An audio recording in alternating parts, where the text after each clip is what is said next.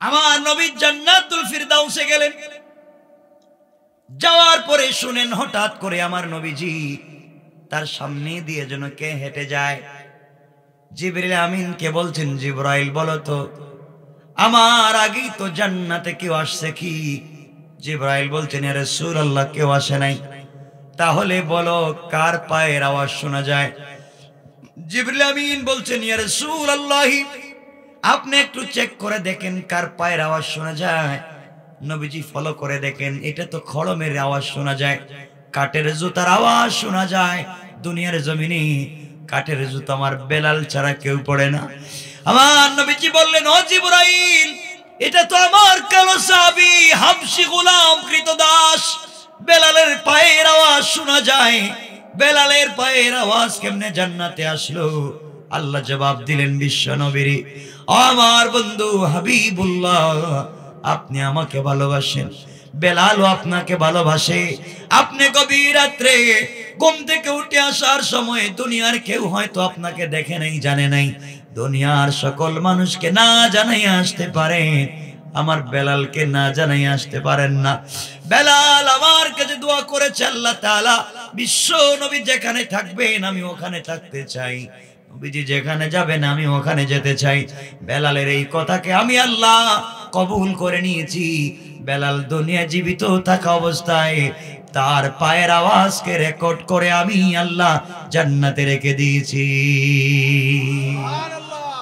নবীজির ঘরের ভিতরে খাদিজা নাই, বাহিরে চাচা নাই। আল্লাহ যে বলছেন দুইজনের মাধ্যমে দ্বীনের দাওয়াতের পথকে প্রশস্ত করেছেন, সম্মান বাড়িয়ে দিয়েছেন। এই দুজনের কেউ যখন দুনিয়ার জমিনে নাই, এবার নবীজি চিন্তা করলেন মক্কায় আমি আর থাকতে পারবো না, ঘরের ভিতরে আমি নিরাপদ না। কাফেররা যে কোনো সময় ঘরের ভিতরে আমাকে আঘাত করতে পারে, বাহিরেও নিরাপদ না, যে কোনো সময় মেরে ফেলতে পারে। চলে যাই, আমি নানার বাড়িতে চলে যাই, তায়েফে চলে যাই। তায়েফে আমার ছোটবেলার অনেক বন্ধু আছে, যাদের সঙ্গে খেলাধুলা করেছি। নানার বাড়িতে গেলে হয়তো সবাই আমাকে আদর আপ্যায়ন করবে, কারণ আমার মাও নাই, বাবাও নাই, ভাইও নাই, বোনও নাই, আমার স্ত্রীও নাই। এই চিন্তা করে এতিম নবী বিশ্ব নবী তায়েফের দিকে যাত্রা শুরু করে দিলেন। তায়েফে যাওয়ার পরে তায়েফের মানুষের কাছে দ্বীনের দাওয়াত দিতে লাগলেন, আসলিম তাসলাম, ইসলাম কবুল করো, শান্তিতে থাকবা, তাওহীদ মানো, আমার রিসালাত মানো, মূর্তি পূজা বাদ দাও, গালিগালাজ বাদ দাও, হিংসা বিদ্বেষ বাদ দাও, এক আল্লাহর ইবাদত করো। আমার নবী যখন দ্বীনের দাওয়াত দেওয়া শুরু করে দিলেন, তায়েফের মানুষ আমার নবীকে পাগল বলে আঘাত করতে লাগলো। হাতে পায়ে শিকল দিয়া দড়ি লাগাইয়া তায়েফের উত্তপ্ত বালির উপরে, পাথরের উপরে সরকারে কায়নাত দু জাহানের সরদার নবীকে পাথরের উপরে, বালির উপরে রশি লাগাইয়া, দড়ি লাগাইয়া, শিকল লাগাইয়া কালিমার দাওয়াতের জন্য টানা হেঁচড়া শুরু করে দিয়েছে। নবীজির 3 জায়গায় জ্ঞান হারিয়ে গিয়েছিলেন, অজ্ঞান হয়েছেন, শরীর থেকে ধরধর করে রক্ত গড়িয়ে পড়েছে। আমার বন্ধুগণ, এত বেশি শরীর থেকে রক্ত ঝরেছে। নবীজির সঙ্গে ছিলেন হযরতে যায়েদ। যায়েদকে আমার নবীজি বলতেন, যায়েদ রে, তোমার কাছে যদি কোনো কাপড় থাকে, কাপড় দিয়ে আমার রক্তগুলাকে মুছে দাও, 1 ফোঁটা রক্ত যেন তায়েফের মাটিতে না পড়ে। তায়েফের মানুষ আমাকে চিনে নাই বিদায় আঘাত করেছে, কিন্তু তায়েফের মাটি আমাকে চিনতে ভুল করবে না। যদি 1 ফোঁটা শরীর থেকে রক্ত মুবারক তায়েফের মাটিতে পড়ে যায়, সাথে সাথে দুনিয়া কিয়ামত কায়েম হয়ে যাবে। আমার মুসলমান বন্ধুগণ, সংক্ষেপ করে ঘটনা বলবো না, মূল উদ্দেশ্য বোঝাতে চাইব। আমার নবীকে আঘাত করা হলো তায়েফের ময়দানে, 3 জায়গায় অজ্ঞান হয়ে গেলেন। তিন জায়গায় রক্তাক্ত হয়ে গেলেন। তিন জায়গায় রক্তাক্ত হওয়ার পরে যখন জ্ঞান ফিরল, একজন ফেরেশতা এক বক্তব্য দিতে লাগলেন। কেউ এসে বললেন, রাসূল আপনি বলেন সবাইকে ধ্বংস করে দেই। কেউ বলছেন দুই পাহাড়কে একত্রিত করে ধ্বংস করে দেই। কেউ বলছেন জমিনটাকে আসমানের দিকে উঠাইয়া নিচের দিকে ফেলে কওমে লূত আদ সামুদের মতো হত্যা করে ফেলি। আমার নবীজি ডেকে বললেন, ফেরেশতারা, যার জন্য এত মাইর খাইলাম, যার জন্য এত রক্ত জড়ালাম, সে আল্লাহর নাম কে নিবে তোমরা যদি তাদেরকে মেরে ফেলো? যারা আমাকে আঘাত করেছে ওরা আমাকে বুঝে নাই, আমি রাসূল এই মুহূর্তে তাদেরকে ক্ষমা করে দিলাম। কেমন নবীজি ছিলেন, কেমন ছিল তার আদর্শ! আমার বন্ধুগণ, এবার নবীজি বিশ্ব নবী চিন্তা করলেন কোন জায়গায় থাকবার জায়গা নাই, যেখানেই যাবেন নির্যাতনের শিকার হবেন, আঘাতপ্রাপ্ত হবেন। হঠাৎ মনে পড়েছে আল্লাহ তাকে বলছিলেন, ওয়ারাফা'না লাকা যিকরাক, বন্ধু আপনাকে সম্মান দিয়েছি। সম্মানটা কোথায়? বাড়িতে গেলেও পিটায়, রাস্তায় বের হলেও পিটায়, নানার বাড়ি গেলেও পিটায়, ঘরে থাকতে দেয় না। সম্মানের তো কিছুই আমি পাই না। কেমন সম্মান আল্লাহ দিলেন! ঘরেও মায়ের, বাহিরেও মায়ের, নানার বাড়িতেও মায়ের। এই কথা আমার নবীজির মনের ভিতরে জেগে গেল। আল্লাহ যদি আমাকে এত সম্মান দিয়েছেন, আমি তো সম্মানের কিছুই দেখতেছি না, শুধু মায়ের খাচ্ছি।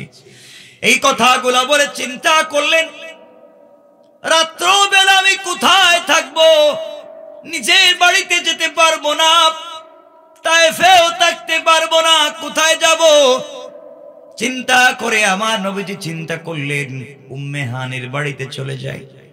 উম্মে হানির বাড়িতে গেলেন, ডাক দিয়ে বললেন, বোন রে, তোমার বাড়িতে কি আমাকে থাকবার মতো জায়গা করে দেওয়া যায়? উম্মে হানি একটা রুম দেখিয়ে বললেন, ভাই এখানে থাকতে পারো আজকের রাত্র। আমার বন্ধুগণ, লম্বা কথা সংক্ষেপ করে বোঝাচ্ছি।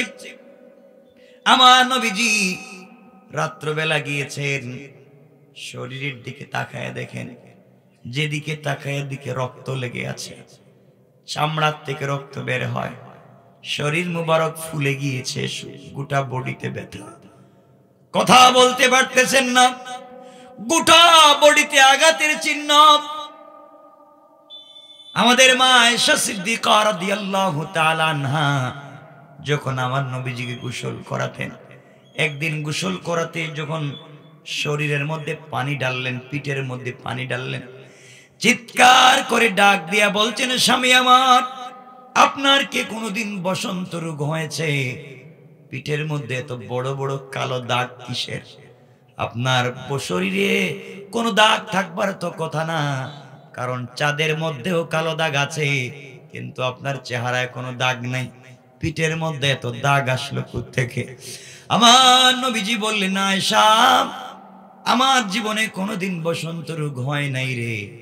দিনের দাওয়াত আর কালিমার দাওয়াত নিয়ে তায়েফে গিয়েছিলাম, তায়েফের মানুষ আমাকে পাগল বলে, পাগল বলে, পাথর দিয়ে যে আঘাত করেছে, আঘাত চলে গিয়েছে, দাগ এখনো মুছে যায় নাই। আমার বন্ধুগণ, আমার নবী দ্বীনের জন্য এত কষ্ট করলেন। রাত্রবেলা মানুষ যখন একা হয়, অনেক দুঃখের স্মৃতি মনে পড়ে, পড়ে না? আপনারা মনে হয় কথা বলবেন না, পড়ে, মনে পড়ে? মানুষ একা হলে দুঃখের স্মৃতি মনে পড়ে না? আমার নবীজি গভীর রজনীতে একা যখন বসে আছেন, অনেক স্মৃতি মনে পড়েছে। আহারে, কেউ নাই দিকে আমাকে মানুষ পিটায়, আমি কালিমার দাওয়াত দিই আমাকে মানুষ মারে, শরীরের দিকে তাকায় দেখেন কাপড়গুলা ছেঁড়া, জুতা মুবারক পর্যন্ত ছিঁড়ে গিয়েছে। নবীজি কাঁদতেছেন। আল্লাহ বললেন, আমাকে দ্বীনের দাওয়াত দিয়েছেন, আমি তো দ্বীনের দাওয়াতের কিছুই পাই, আমাকে নাকি সম্মান দিয়েছেন, আমি তো সম্মানের কিছুই পাইতেছি না। আল্লাহর সহ্য হলো না। আল্লাহ সাথে সাথে জিবরিল আমিনকে পাঠাইয়া দিলেন, ও জিবরাইল, এই মুহূর্তে আমার বন্ধুর কাছে যাও, যার কারণে আমি আরশ কুরসি লৌহ কলম সব তৈরি করেছি, আদম যখন মাটি আর পানির মধ্যে গড়াগড়ি করেন, ওই সময় যাকে রসুল হিসাবে স্বীকৃতি দিয়েছি, রসুল হিসাবে তৈরি করেছি, আমার নবী আজকে কষ্ট পাবেন, আমি আরশে আজিম বসে থাকবো, হবে না। নবী বলতেছেন সম্মান দিয়েছি, তিনি বুঝেন নাই, এই মুহূর্তে নিয়ে যাও, আমার পরে পৃথিবীর সব থেকে বড় সম্মান এই মুহূর্তে আমি আল্লাহ তাকে দিতে চাই। সবাই পড়েন সুবহানাল্লাহ। জিবরিল আমিন আমার নবীর কাছে পৌঁছে গেলেন, নবীজিকে ডাক দিয়া বললেন, পয়গম্বরে আরবি ঘুম থেকে উঠেন। আমার নবীজি ঘুম থেকে উঠলেন। জিবরিল আমিন বলছেন, ইয়া রাসূলুল্লাহ, আর কাঁদবেন না, আর মনে ব্যথা নিবেন না, মনের ভিতরে আর দুঃখ নিবেন না, সব দুঃখ দূর হয়ে যাবে, চলেন আপনাকে নিয়ে যাই হাতিমে কাবায়। এই কথা বলে আমার নবীকে হাতিমে কাবায় নিয়ে গেলেন। হাতিমে কাবায় নিয়ে যাওয়ার পরে আমার নবীকে জিবরিল আমিন শোয়া দিলেন, শোয়া বুকটা কাটলেন, কি যেন বুকের ভিতর থেকে বের করলেন, বের করে জমজমের পানি দিয়ে ধুইলেন। জমজমের পানি দিয়ে ধোয়ার পরে জিবরিল আমিন একটা তস্তরি বের করলেন, তস্তরি বের করলেন, হীরা জবরদস্ত স্বর্ণের দিয়ে তৈরি করা তস্তরি। ওটার ভিতরে কি যেন আছে, ওটার ভিতরে ইলম এবং হিকমত ছিল ভরপুর। বুকটা কেটে জমজমের পানি দিয়ে ধুইয়া ইলম এবং হিকমত সহ আবার নবীর বুকটাকে লাগাইয়া দিয়েছেন। কোন সুবহানাল্লাহ। আমি যে সূরা পড়েছি, এই সূরার প্রথম আয়াতে আল্লাহ বলছেন, আলাম নাশরাহ লাকা সাদরাক। বন্ধু, আমি কি তোমার সিনাকে বিদীর্ণ করিনি? আমি কি তোমার সিনাকে চাক করিনি? আমি কি তোমার সিনাকে কাটিনি? এই যে আরেকবার, তিনবার কাটা হয়েছে, একবার। সিনা চাকের পরে নবীজি মুস্কে হাসতেছেন। জিবরিল আমিন বলছেন, আপনি কাঁদতেছিলেন, আপনার বডিতে ব্যথা ছিল, আপনি এখন হাসতেছেন কেন? জিবরিল আমিনকে রাসূল বলছেন, জিবরাইল, কি করলা তুমি? আমার ভিতর থেকে কি বের করে জমজমের পানি দিয়ে ধুইছো, আর স্বর্ণের তস্তরিতে করে কি নিয়ে আসছো, আমার ভিতরে ঢুকায় দিছো। দেওয়ার সাথে সাথে দিল থেকে সকল ব্যথা দূর হয়ে গেছে। একটু জোরে আওয়াজ করে পড়েন না সুবহান। জিবরিল আমিন বলছেন, ইয়া রাসূলুল্লাহ, আপনার অনেক সম্মান। নবীজি বলছেন, কই সম্মান? আমি তো কিছুই পাই না, শুধু মানুষ পিটে আমারে। এবার জিবরিল আমিন বলছেন, ইয়া রাসূলুল্লাহ, চলেন আমার সঙ্গে। জিবরাইল কে বিশ্ব নবী বলছেন, জিবরাইল, গভীর রজনীতে ঘুম থেকে উঠাইয়া নিয়ে এসেছো, কোথায় আমাকে নিয়ে যাবার রাত্রবেলা? জিবরিল আমিন বলছেন, ইয়া রাসূলুল্লাহ, চলেন আপনাকে নিয়ে যাই। এই কথা বলে সোজাসুজি বাইতুল মুকাদ্দাস প্যালেস্টাইনে নিয়ে গেলেন। বাইতুল মুকাদ্দাস নিয়ে যাওয়ার পরে আল্লাহ পাক আমার নবীকে আসমানের নিচে, জমিনের উপরে, সকল মাখলুকাতের উপরে সম্মান দিতে চায়। আদম থেকে ঈসা নবী পর্যন্ত সকল নবীদেরকে একত্রিত করে এক জায়গায় জমা করে রেখে দিয়েছেন। নবীজি ওই জায়গায় হাজির হয়ে গেলেন। কেউ বলছেন আদমুস সফিউল্লাহ, সকল নবীর একত্রিত হয়েছে, আপনি 2 রাকাত নামাজ পড়ান। কেউ বলছেন ইব্রাহিম খলিলুল্লাহ, আপনি 2 রাকাত নামাজের ইমামতি করেন। কেউ বলছেন ঈসা রূহুল্লাহ, আপনি 2 রাকাত নামাজ পড়ান। কেউ বলছেন মুসা কালিমুল্লাহ, আপনি 2 রাকাত সালাতের ইমামতি করেন। কে কাকে সামনে দিবেন এই নিয়ে যখন বিতর্ক, আল্লাহ জিবরিল আমিনকে জানাইয়া দিলেন, জিবরাইল রে, আমার নবী শুধু শেষ নবী না, তিনি ইমামুল আইম্মা, ইমামুল মুরসালিন, ইমামুল আম্বিয়া, ইমামুর রাসূল। আমি আল্লাহ আদম থেকে নিয়ে ঈসা নবী পর্যন্ত সকল নবীকে এই মুহূর্তে মুক্তাদিয়ার মুসল্লি বানাতে চাই। আর আজকের ইমামতি করবেন আখেরি জামানার নবী, সরকারে কায়নাত নবী, দু জাহানের সরদার নবী, বিশ্ব নবী মুহাম্মদুর রাসূলুল্লাহ সাল্লাল্লাহু আলাইহি ওয়াসাল্লাম। এই মুহূর্তে সকল নবীদের সামনে দাঁড়িয়ে ইমামতি করার মাধ্যমে আমি আল্লাহ সকল নবীর উপরে তাকে সম্মান দিতে চাই। ওয়ারাফা'না লাকা যিকরাক। বন্ধু, আপনি নাকি বলছেন সম্মান বুঝেন নাই, কারণ সবার উপরে সম্মান। সুবহানাল্লাহ বললেন না? সকল নবীদের ইমাম, ইমামুল আইম্মা, ইমামুল আম্বিয়া, ইমামুর রাসূল, সকলের ইমামতি করলেন। সংক্ষেপ করে করে বুঝাই, নবীজির সম্মান কমছে না বাড়ছে? সবাই বলেন। আল্লাহ বলছেন ওয়ারাফা'না লাকা যিকরাক, বন্ধু আমি আপনাকে সম্মান দিয়েছি। আল্লাহ বলছেন জিবরাইল, বন্ধুর সম্মান এখানেই শেষ না, যাকে উপলক্ষ করে গোটা দুনিয়া সাজাইছি, যার নামের ডিজাইনার স্ট্রাকচার দিয়ে গোটা দুনিয়ার ডিজাইন করেছি, যার জন্য আরশে আজিমকে আমি আল্লাহ সুন্দর করে তৈরি করে রেখেছি, আজকের বিশ্ব নবীকে আমি সম্মান দিতে চাই, তুমি তাকে নিয়ে আসো আমার কাছে। সুবহানাল্লাহ, সুবহানাল্লাহ আওয়াজ করে বলেন না সুবহানাল্লাহ। বিশ্ব নবী জিবরিল আমিনের সঙ্গে জিবরাইল বলছেন ইয়া রাসূলুল্লাহ চলেন না, আপনি নাকি সম্মান পান নাই, এখন স্বয়ং আল্লাহ আপনাকে সম্মান দিতে চায়, আপনাকে নিয়ে চলবো ঊর্ধ্ব গগনে, আসমানের দিকে চলেন না আমার সাথে। নবীজি আবার মুচকি মুচকি হাসতেছেন আর বলছেন জিবরাইল এত সম্মান তো পাইলাম, সবার ইমামতি করলাম, আর কি দরকার, চলেন না, আপনি কিছু বুঝেন আর নাই বুঝেন, আল্লাহ বলছেন আপনাকে নিয়ে যাওয়ার জন্য। কোথায় আমারে নিয়ে যাইবা? আপনাকে 7 আসমান পার করাইয়া, সিদরাতুল মুনতাহা পার করাইয়া, জান্নাত পার করাইয়া আপনাকে আমি নিয়ে যাব আরশে মুআল্লায়। না সুবহানাল্লাহ বছর বাদ দিয়ে দেন, আওয়াজ করে পড়েন না সুবহানাল্লাহ। বললো তুমি এত দূরে আমারে নিয়ে যাইবা, আমার আয়েশা ইমামতি করতে হইব, আমারে যদি কেউ ফজরের নামাজে না পায় তাহলে তো পাগল হয়ে যাবে। ইয়া রাসূলুল্লাহ টেনশন করবেন না, আপনাকে যে বিছানা থেকে নিয়ে যাচ্ছি, আয়েশা দেখবেন বিছানা ঠিকই আগের মতো গরমই আছে। আল্লাহু আকবার, সব ঠিক আছে। ওয়ারাফা'না লাকা যিকরাক, আপনার মুআজিজা, আপনার সম্মান দেখাতে চাই। আমার মুসলমান বন্ধুগণ গভীর মনোযোগ, এবার জিবরিল আমিন বিশ্ব নবীকে নিয়ে চললেন আসমানের দিকে। প্রথম আসমানে নিয়ে পৌঁছে গেলেন। জিবরিল আমিন আসমানের প্রহরীদেরকে বললেন কে আছো, আসমানের গেট খুলে দাও, ভিতরে ঢুকতে চাই। আসমানের প্রহরীরা ডাক দিয়ে বলছেন জিবরাইল বেয়াদবি নিবেন না, বেয়াদবি মাফ করে দিবেন, আসমানের গেট খুলে দেওয়া যাবে না। কেন খুলবা না? যেই নবীর জন্য আল্লাহ সব বানিয়েছেন, যেই বিশ্ব নবীর জন্য আল্লাহ প্রথম আসমান থেকে জান্নাতুল ফিরদাউস পর্যন্ত ডিজাইন করেছেন, আল্লাহ তাআলা প্রথম আসমানের গেট থেকে আরশে মুআল্লা পর্যন্ত সকল জায়গার মধ্যে আল্লাহ রাব্বুল ইজ্জত ওয়াল জালাল ডিজাইন করে দিয়েছেন, লাল গালিচা বসিয়েছেন, জান্নাতুল ফিরদাউস থেকে কাঁচা ফুল এনে ছিটাইয়া দিয়েছেন, জান্নাতুন নাঈম থেকে নিয়ামত এনেছেন, দারুস সালাম থেকে ঝড় লাইট গুলো লাগাইয়া দিয়েছেন। এই রাস্তা দিয়ে বিশ্ব নবী যাবেন, কারো জন্য গেট খুলে দেওয়া যাবে না।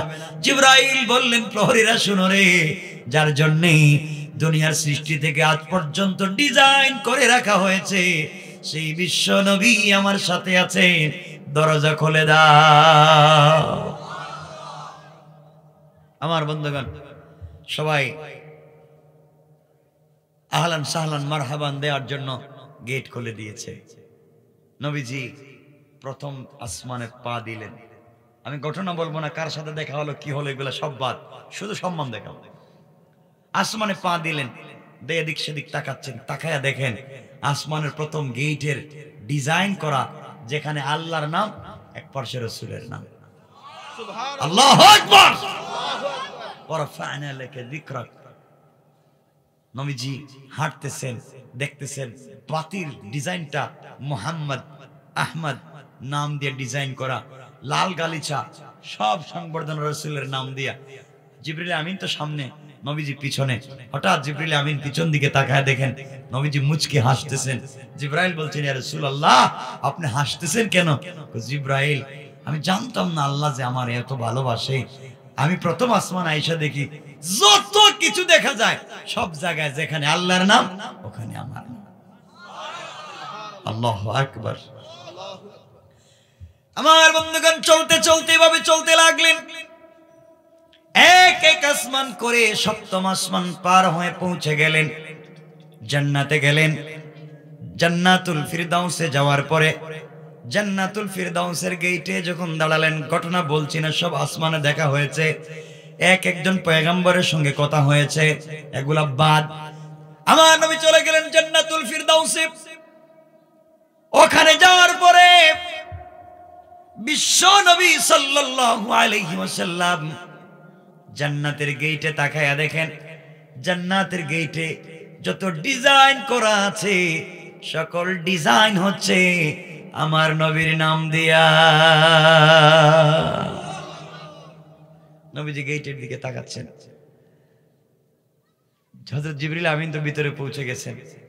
নবীজিকে জিবরাইল আমিন বলছেন, রাসূলুল্লাহ আপনি গেটে কেন ভিতরে আসেন না? নবীজি ভিতরে গেছেন। জিবরাইল বলছেন, এটা আপনার আবু বকরের বাড়ি, এটা ওমরের বাড়ি, এটা ওসমানের বাড়ি, ওটা আলীর বাড়ি। নবীজি ওগুলা দেখাচ্ছেন, নবীজিকে দেখাচ্ছেন জিবরিল আমিন একটা একটা করে। নবীজি তাকাচ্ছেন, এক বাড়ি থেকে আরেক বাড়ি সুন্দর, কিন্তু যত বাড়ি দেখা যায়, যত গেটই দেখা যায়, সকল গেটের ডিজাইন করা আমার নবীর নাম দিয়া। ওয়ারাফা'না লাকা যিকরাক, সম্মান দিয়েছেন কে? আওয়াজ করে বলেন কে? আল্লাহ যদি কাউকে সম্মান দিতে চায়, এই সম্মান কি কেউ নষ্ট করতে পারে? বলেন না পারে? পারে না। এজন্য মনে রাখবেন, এলাকা যাদেরকে আল্লাহ কোটি কোটি টাকার মালিক বানিয়েছেন, মিল ফ্যাক্টরি কলকারখানা শিল্পের মালিক বানিয়েছেন, আপনি যদি আপনার সম্পদের কারণে আপনি অহংকার করে বসেন যে আল্লাহ আপনাকে কোটি টাকার মালিক বানিয়েছেন, আপনাকে সম্পদশালী বানিয়েছেন, রাস্তায় চলবার পথে আপনার 3 কোটি টাকা দামের গাড়ির গ্লাস আপনি খুলেন না, গাড়ির গ্লাস খুলতে পারেন না, একজন ভিক্ষুক হাত উঠে বলছে আমাকে 1টা টাকা দেন, আমি প্যারালাইসিস, আমি অসুস্থ, আপনি 1টা টাকা দিতে পারেন না। মনে রাখবেন, এই লোকটাকে, ভিক্ষুককে যে আল্লাহ ভিক্ষার ভাঙ্গা থালা দিয়ে রাস্তায় বসিয়েছেন, এই আল্লাহ আপনাকে 1 কোটি 2 কোটি টাকা দামের প্রাইভেটে বসিয়েছেন। আপনিও যদি অহংকার করেন, আমার আল্লাহ চাইলে এই ভিক্ষুকের হাত থেকে ভিক্ষার ভাঙ্গা থালা ফেলে দিয়া তাকে প্রাইভেটে বসাইয়া আপনার হাতে ভিক্ষার ভাঙ্গা থালা ধরাইয়া রাস্তায় নামাইয়া দিতে 1 মিনিটও দেরি হবে না। পারবেন না আল্লাহ? আমার বন্ধুগণ, নবীজি গেলেন,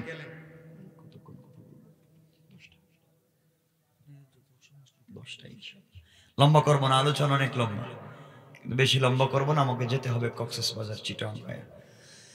আমার মুসলমান বন্ধুগণ, গভীর মনোযোগ। আমার নবী জান্নাতুল ফিরদাউসে গেলেন। যাওয়ার পরে শুনেন, হঠাৎ করে আমার নবীজি তার সামনে দিয়ে যেন কে হেঁটে যায়। জিবরিল আমিনকে বলছেন, জিবরাইল বলো তো আমার আগেই তো জান্নাতে কেউ আসছে কি? জিবরাইল বলছেন, ইয়া রাসূলুল্লাহ কেউ আসে নাই। তাহলে বলো কার পায়ের আওয়াজ শোনা যায়? জিবরিল আমিন বলছেন, ইয়া রাসূলুল্লাহ আপনি একটু চেক করে দেখেন কার পায়ের আওয়াজ শোনা যায়। নবীজি ফলো করে দেখেন, এটা তো খড়মের আওয়াজ শোনা যায়, কাঠের জুতার আওয়াজ শোনা যায়। দুনিয়ার জমিনে কাঠের জুতা আমার বেলাল ছাড়া কেউ পড়ে না। আমার নবীজি বললেন, ও জিবরাইল, এটা তো আমার কালো সাহাবী হাবশী গোলাম কৃতদাস বেলালের পায়ের আওয়াজ শোনা যায়।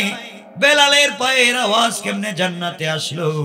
আল্লাহ জবাব দিলেন বিশ্ব নবীর, আমার বন্ধু হাবিবুল্লাহ, আপনি আমাকে ভালোবাসেন, বেলালও আপনাকে ভালোবাসে। আপনি গভীর রাত্রে ঘুম থেকে উঠে আসার সময় দুনিয়ার কেউ হয়তো আপনাকে দেখে নাই, জানে নাই, দুনিয়ার সকল মানুষকে না জানাই আসতে পারে, আমার বেলালকে না জানাই আসতে পারেন না। বেলাল আমার কাছে দোয়া করেছে, আল্লাহ তাআলা বিশ্ব নবী যেখানে থাকবেন আমি ওখানে থাকতে চাই, নবীজি যেখানে যাবেন আমি ওখানে যেতে চাই। বেলালের এই কথাকে আমি আল্লাহ কবুল করে নিয়েছি। বেলাল দুনিয়া জীবিত থাকা অবস্থায় তার পায়ের আওয়াজকে রেকর্ড করে আমি আল্লাহ জান্নাতে রেখে দিয়েছি।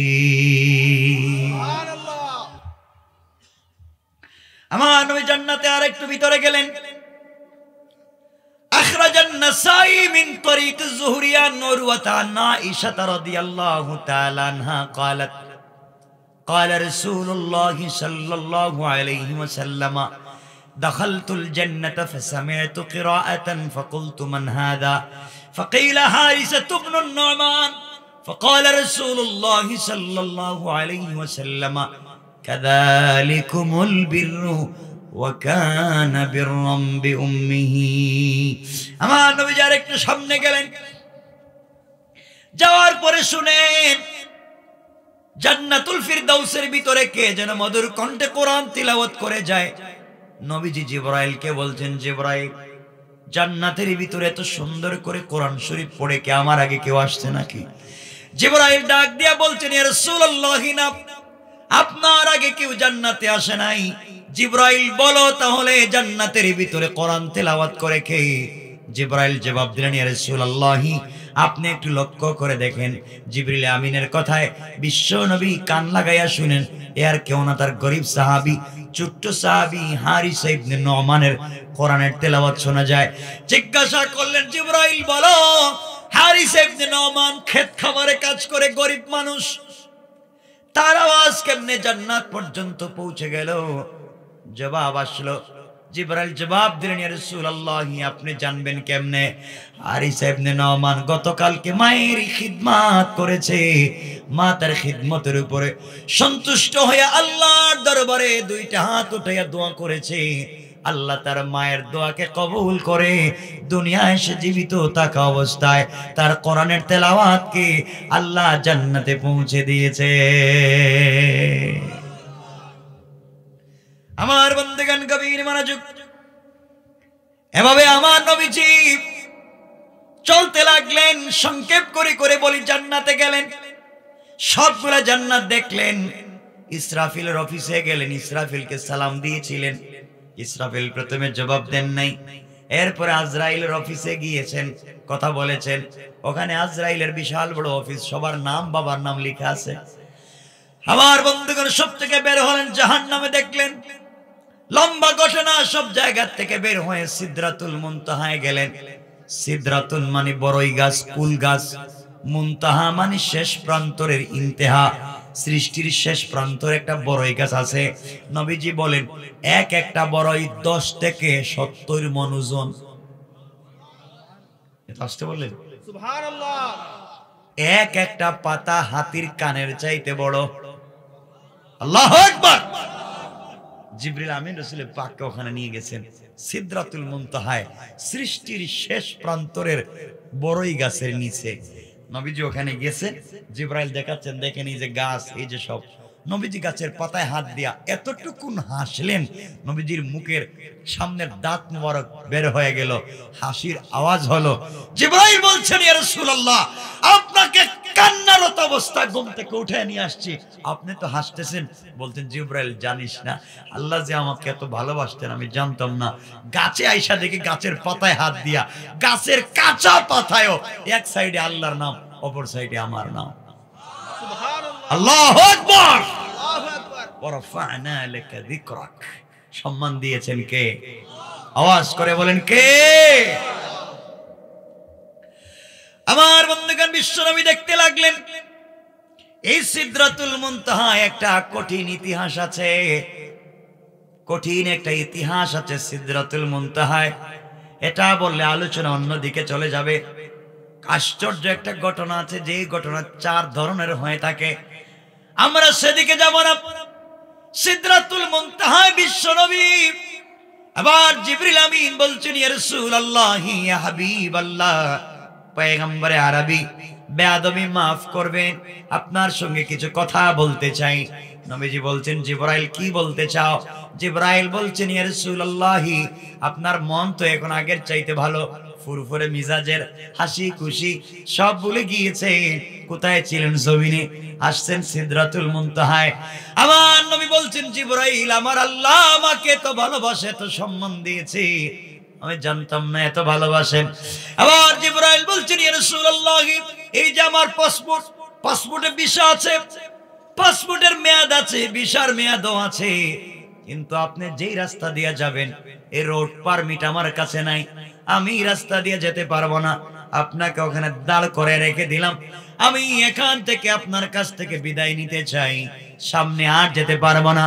সামনে আমি গেলে আমার 600 নূরের ডানা জ্বলে পুড়ে সারখার হয়ে যাবে, কিন্তু আপনি গেলে সম্মান বেড়ে যাবে। আমার বন্ধুগণ, বিশ্বনবী বলছেন, জিবরাইল রে কি বলছো? তুমি আমাকে ঘুম থেকে উঠাইয়া নিয়ে এসেছো।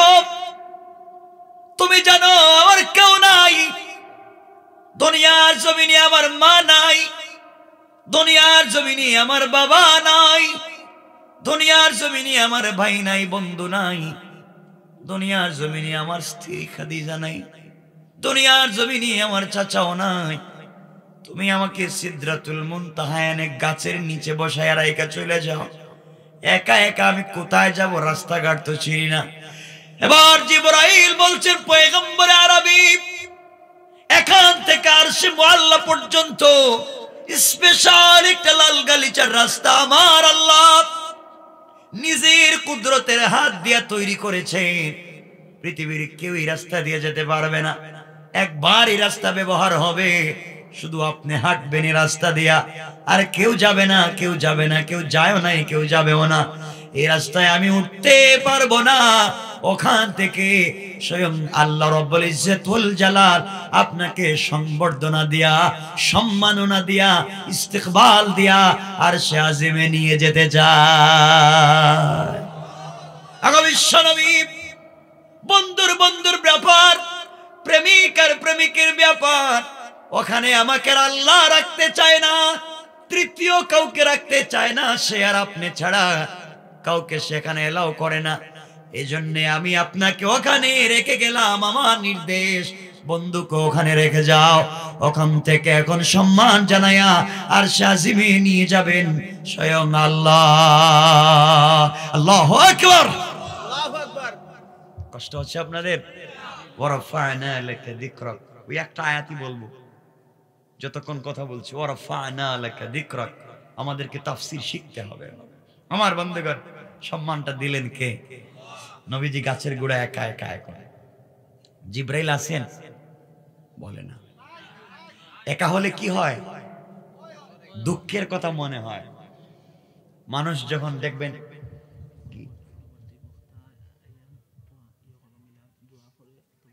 ইনশাআল্লাহ আমি বলে দেব না, মোহাম্মদ আমিরুল ইসলাম, ইমাম, বরমচাল কেন্দ্রীয় জামে মসজিদ, হযরত মাওলানা আমিরুল ইসলাম, ইমাম, বরমচাল মাধবপুর কেন্দ্রীয় জামে মসজিদ।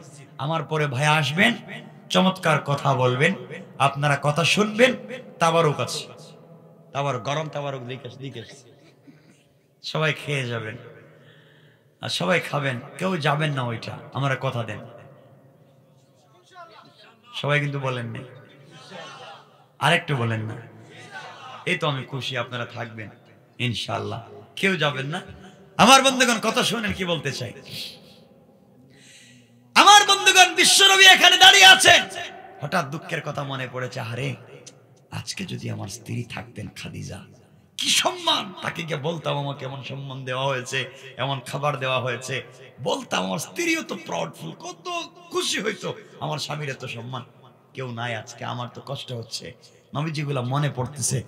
হঠাৎ চিন্তা করতে করতে তার চোখ চলে গেছে পায়ে, নজর পায়ের দিকে চলে গেছে।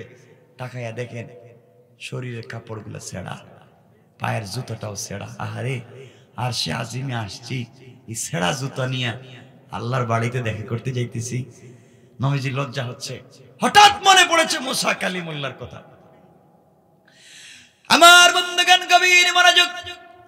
মুসা কালিমুল্লাহ আল্লাহর সঙ্গে তুর পাহাড়ে দেখা করতে গিয়েছে। আল্লাহ রাব্বুল ইজ্জত ওয়াল জালাল মুসাকে বলছেন, মুসা, তুরের সেনা পবিত্র পাহাড়, জুতা নিয়ে আসা যাবে না। মুসাকে আল্লাহ বলছেন, ফাখালা না আলাইকা ইন্নাকা বিল ওয়াদিল মুকদ্দাস তাওয়া। ও মুসা, এটা পবিত্র পাহাড়, জুতা নিয়ে উঠা যাবে না। পাহাড়ে উঠতে গেলে জুতা খুলে উঠতে হবে। আমার নবীজির মনে পড়ে গেল, মুসাকে আল্লাহ জুতা নিয়ে একটা পাহাড়ে পর্যন্ত উঠতে দিলেন না, আর আমি কেমনে ছেঁড়া জুতা নিয়া আর সে আজিমে যায় যেখানে আল্লাহ আছেন। নবীজি জুতা মুবারক খুলে রেখে দিলেন। আওয়াজ আসলো, আওয়াজ হলো, গায়েব থেকে আওয়াজ আসলো, বন্ধুরে আপনি জুতা পরেন, জুতা খুলে দিবেন না।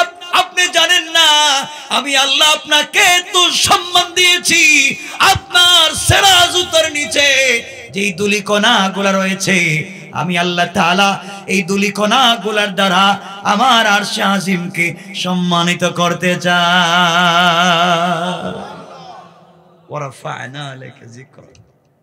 রাসূল আপনাকে শুধু সম্মান দেইনি, পায়ের নিচের জুতার নিচের ধূলিকণারও সম্মান দিয়েছে। সুবহানাল্লাহ পড়েন না। ওয়ারাফা'না লাকা যিকরাক। আমার বন্ধুগণ, এক পর্যায়ে বিশ্ব নবী সাল্লাল্লাহু আলাইহি ওয়াসাল্লাম পৌঁছে গেলেন, আরশে আজিমে পৌঁছে গেলেন। ৩-৪টা বর্ণনা এসেছে, আমরা একটা বলবো কোরআনের আয়াত, ফাকাবা কাউসাইনি আও আদনা। ধনুক বাঁকা করলে, ধনুকে তো বাঁকা করলে যত কাছাকাছি আসে, আল্লাহ এবং তার রাসূল সামনাসামনি কাছাকাছি বসে নিজে সরাসরি দেখে কথা বলেছেন। পড়েন সুবহানাল্লাহ। একজন আরেকজনের সামনে বসছেন, বন্ধু বন্ধু, প্রেমিক আর প্রেমিক, যে যাকে ভালোবাসে। নবীজি ওখানে গিয়ে কথা আর বলতেছেন, শুধু এদিক সেদিক তাকাচ্ছেন আর হাসতেছেন। আল্লাহ বলছেন, বন্ধু নিয়ে আসলাম আমার বাড়িতে, আপনার নাকি স্ত্রী মারা গেছে, চাচা মারা গেছে, মনে অনেক ব্যথা, সম্মান নাকি আমি দেই, বুঝেন না আপনি। আমি নিয়ে আসলাম এখানে, যাকে কোথাও কাউকে নিয়ে আসি না, আপনি এদিক সেদিক তাকাচ্ছেন কেন? নবীজি বলছেন, আল্লাহ আপনি আমাকে ভালোবাসেন এটা বুঝছি, কিন্তু এত ভালোবাসেন জানি না। আপনার আরশে আজিমে আয়েশা দেখি, আরশে আজিমকে যে ডিজাইন করেছেন, আপনার যে চেয়ার, চেয়ারের পিলার থেকে ছাদ পর্যন্ত সকল জায়গায় আমার নাম লেখা। সুবহানাল্লাহ। তো আসতে বললেন। দেখবেন অনেক এখানে বয়ফ্রেন্ড আছে, তাদের গার্লফ্রেন্ডকে এত ভালোবাসে, চামড়া জ্বালাইয়া নাম লেখে, ঠিক কিনা বল? পুরা বডিতে নাম লিখে ফেলে, যেখানে পায় এখানে নাম লেখে। কি নাম লেখে? বল্টু। অনেকটা বললাম আর কি, গার্লফ্রেন্ডের যা নাম পায় এটাই যত জায়গা আছে সব জায়গায় লিখে ভরায় দেয়, কারণ তার ভাল লাগে। এজন্য এটা হালাল না, এটা হারাম। এদিকে যাচ্ছি না আজকে, কারণ তোমাদের তো শুধু গার্লফ্রেন্ড আর বয়ফ্রেন্ড ছাড়া তো বাঁচতে পারো না। শয়তানি, সব শয়তানি। রাসূল পাককে তো আল্লাহ ভালোবাসেন, এই জন্য পুরো আরশে আজিমটা তার নাম দিয়ে সাজায় রাইখা দিয়েছেন। সুবহানাল্লাহ পড়েন না। কথা হচ্ছে এমন সময় আমার নবীকে আল্লাহ রাব্বুল ইজ্জত ওয়াল জালাল অনেক কথাই জিজ্ঞাসা করলেন। বন্ধু ফাতেমা কেমন আছে, আলী কেমন আছে, অমুক কেমন আছে, আপনি কেমন আছেন, সবার কথা জিজ্ঞাসা করলেন। আমার নবীকে সালাম দিলেন। আল্লাহ নিজে, আমার আল্লাহ বিশ্ব নবীকে সালাম দিলেন। আমার নবীকে সালাম দিবেন এমন সময় আল্লাহ রাব্বুল ইজ্জত ওয়াল জালাল আমার নবীকে ডাক দিয়ে বলছেন, বন্ধু বলেন তো আমার বাড়িতে আসছেন, বন্ধু বন্ধুর বাড়িতে গেলে তো গিফট নেই, উপহার উপঢৌকন নেই, হাদিয়া তোফা নেই, চিপস নেই, নেয়নি। আওয়াজে মনে হলো কিছু নেই না, মনে হয় খালি হাতে যান নাকি তা নে। আল্লাহ বলছেন, বন্ধু বন্ধু তো বন্ধুর বাড়ি গেলে গিফট নেই, উপহার নেই, উপঢৌকন নেই। আপনি যে আসলেন আমার বাড়িতে, তো কি হাদিয়া নিয়ে এসেছেন? গিফট কিছু আনছেন না, খালি হাতে এসেছেন? আমার নবী বলছেন, আল্লাহ আপনি কি আমারে বোকা পেয়েছেন? আমি খালি হাতে মনে কি? অবশ্যই খালি হাতে আসেনি। তো কি নিয়ে আসছো? কিছু দেও। এবার আমার নবী আল্লাহকে বলছেন, আল্লাহ তাআলা খালি হাতে আসি নাই। এই কথা বলে আমার নবী আল্লাহকে বলছেন, আত-তাহিয়াতু লিল্লাহি ওয়াস-সালাওয়াতু ওয়াত-তাইয়্যিবাত। আয় আল্লাহ তাআলা যত সালাত, যত সালাম, যত পবিত্রতা আসমান জমিনে যা আছে সব আজকে আপনাকে হাদিয়া করে দিলাম। আল্লাহ রাব্বুল ইজ্জত ওয়াল জালাল খুশি হয়ে গেলেন, আমার নবীকে সালাম দিলেন, আসসালামু আলাইকা আইয়ুহান নবী। আমার নবীকে আল্লাহ যখন সালাম জানালেন, নবীজি তো সালাম দেওয়ার কথা, সালামের জবাব দেওয়ার কথা, সালামের জবাব দেন না, চোখের পানি ছেড়ে নিচের দিকে তাকায় আছেন। আল্লাহ বললেন, বন্ধুরে খাদিজার কথা মনে পড়েছে না? চাচার কথা মনে পড়েছে না? তাহলে ফাতেমার কথা মনে পড়েছে না? তাহলে বলো আমি সালাম দিয়েছি, সালামের জবাব দিচ্ছ না কেন? আমার নবী বলছেন আল্লাহ তাআলা কেমনে সালামের জবাব দেই? আপনি কত কিছু জিজ্ঞাসা করলেন, আমাকে সালাম দিয়েছে, কিন্তু একটা বারের জন্য আপনি আমার গুনাহগার উম্মতের কথা জিজ্ঞাসা করলেন না। আয় আল্লাহ তাআলা, যতক্ষণ পর্যন্ত আপনি আমার উম্মতকে সালাম না জানাবেন, ততক্ষণ পর্যন্ত আমি রাসূল আপনার সালামের জবাব দিব না। সুবহানাল্লাহ পড়েন না সুবহান। কেমন রাসূল ছিলেন, কেমন রাসূল! ওখানে গিয়েও তোমাকে আমাকে বলে যান নাই। এবার আল্লাহ বলছেন, বন্ধু সালাম সবার জন্য, আসসালামু আলাইনা ওয়া আলা ইবাদিল্লাহিস সালিহিন, সকল ইবাদে সালেহ বান্দার জন্য সালাম। আল্লাহ রাসূল তো উত্তর দেন না, নবীজি তাকানো না, নিচের দিকে তাকায় আছেন, উত্তর দেন। আল্লাহ বলছেন, কি হলো, উত্তর দিবেন না আপনি সালামের? আমার নবীজি বলছেন, আল্লাহ আপনি আমাকে সরাসরি সালাম দিছেন, আর আমার উম্মত ওই যে কুলাউড়া আম তুইলে বসে রয়েছে, বিভিন্ন জায়গায় বসে রয়েছে, এদেরকে সালাম তো সরাসরি দিতে হবে। সুবহানাল্লাহ বললেন না? সুবহানাল্লাহ। আল্লাহ বলছেন, তাইলে কি আমি দেশে দেশে চাইবো সালাম দেওয়ার জন্য? কেমনে দিবেন আমি জানি না, কিন্তু সরাসরি উম্মতকে সালাম না দিলে আমিও সালামের জবাব দিব না। সুবহানাল্লাহ। আমার নবীজিকে আল্লাহ বলছেন, বন্ধু শোনো, তাহলে আমি ওখানে সরাসরি সালাম দিতে তো গ্রামে গ্রামে যাওয়া লাগবে, তাদেরকে ডাইকে ডাইকে সালাম দিতে হবে। আল্লাহ বলছে, আল্লাহকে রাসূল বলছেন, আমি জানি না কেমনে দিবেন, কিন্তু সরাসরি আমাকে যেভাবে দিছে তাদেরকে এভাবে দেওয়া লাগবে। আল্লাহ বলছেন, বন্ধু তাহলে কথা দিলাম, তোমাকে আমি কোনোদিন কষ্ট দিতে চাই না, তোমার মনও খারাপ করতে আমি চাই না, সবসময় তোমার মনটা খুশি থাকুক আমি চাই। আমি কথা দিলাম, কিয়ামতের দিনে হিসাব নিকাশের পরে তোমার উম্মতেরা যখন জান্নাতে চলে যাবে, তখন আমি আল্লাহ নিজে সালাম দেওয়ার ওয়াদা দিলাম। সুবহানাল্লাহ। রাসূল বলছেন, আল্লাহ আপনি সালাম দিবেন এটা আমি জানি, কিন্তু ওই যে বলছেন মুখ দিয়া, কিন্তু কোনো প্রমাণ নাই, দলিল নাই, প্রমাণ লাগবে। ওয়ালাকিন লিয়াতমাইন্না কলবি। আল্লাহ বলছেন, তাইলে আমার কথা বিশ্বাস হয় না? আল্লাহ বিশ্বাস তো হচ্ছে, কিন্তু দিলে শান্তি পাচ্ছি। একটু লেখা দেন না কেন যে আপনি সালাম দিবেন? কেমন রাসূল! সুবহানাল্লাহ বললেন না? সুবহানাল্লাহ।